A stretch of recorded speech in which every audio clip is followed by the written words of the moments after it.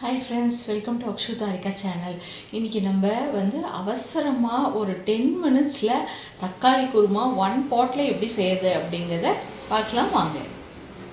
அதுக்கு தேவையான இன்க்ரீடியன்ஸ் எல்லாம் ரெடி பண்ணி வச்சுருக்கேன். பெரிய வெங்காயம் ஒரு 1.5 வெங்காயம் எடுத்து கட் பண்ணி வச்சுருக்கேன். 2 பச்சை மிளகா, கொஞ்சமாக என்கிட்ட கேப்சிகம் இருந்ததுனால போட்டிருக்கேன். இது முழுக்க ஆப்ஷனல் தான், உங்கள்கிட்ட இருந்தால் சேர்த்துக்கலாம், இல்லைன்னா தேவையில்லை. அடுத்ததாக மிக்ஸி ஜாரில் தேங்காய், சோம்பு, ஒரே ஒரு லவங்கம், கொஞ்சமாக பொட்டுக்கலைக்கு பதிலாக நீங்கள் முந்திரி கூட சேர்த்துக்கலாம். என்ன முந்திரி இல்லாததுனால நான் பொட்டுக்கலை சேர்த்துருக்கேன். இதையும் அரைக்கிறதுக்கு ரெடி பண்ணி வச்சிடலாம். அடுத்ததாக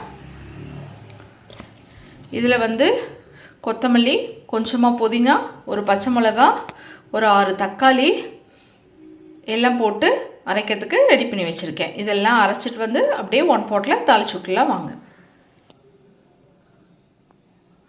இப்போ எல்லாத்தையும் அரைச்சிட்டு வந்தாச்சு. இப்போது வாங்க தாளிக்க ஆரம்பிச்சிடலாம். அதுக்கு ஒரு குக்கர் வச்சுக்கிட்டு இதில் எண்ணெய் ஊற்றி இப்போது நம்ம 1 பாட் குருமா ரெடி பண்ணுறதுக்கு ஸ்டார்ட் பண்ண போகிறோம். குக்கரில் எண்ணெய் சேர்த்தாச்சு. எண்ணெய் கொஞ்சம் சூடானதும் இந்த தாளிக்கிறதுக்காக இந்த பிரியாணி ஐட்டம்ஸ்லாம் எடுத்து வச்சுருக்கேன். அதாவது சோம்பு, பட்டை, லவங்கம், மராட்டி மொக்கு. இப்போது அப்படியே எண்ணெயில் போட்டு தாளிச்சுக்கலாம். இப்போது அதெல்லாம் நல்லா பொரிஞ்ச உடனே நம்ம குழம்புக்கு தேவையான உப்பு சேர்த்துக்கலாம். இந்த ஸ்டேஜில்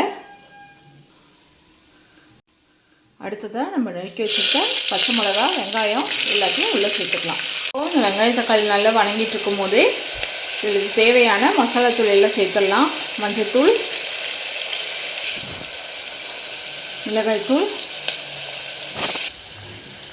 மல்லித்தூள், கரம் மசாலா எல்லாத்தையும் நம்ம இந்த ஸ்டேஜில் சேர்த்து நல்லா எண்ணெயில் வதக்கி விட்டுருங்க.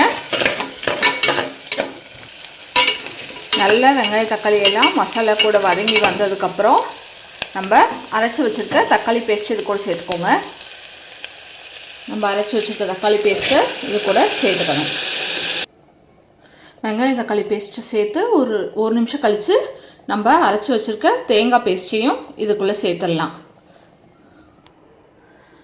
தேங்காய் பேஸ்ட்டை ஊற்றிட்டு இதுக்கு தேவையான அளவு தண்ணி ஊற்றிட்டு இதை அவ்வளோதான் குக்கரில் விசில் போட்டு மூடி போட்டு விசில் போட்டுருங்க.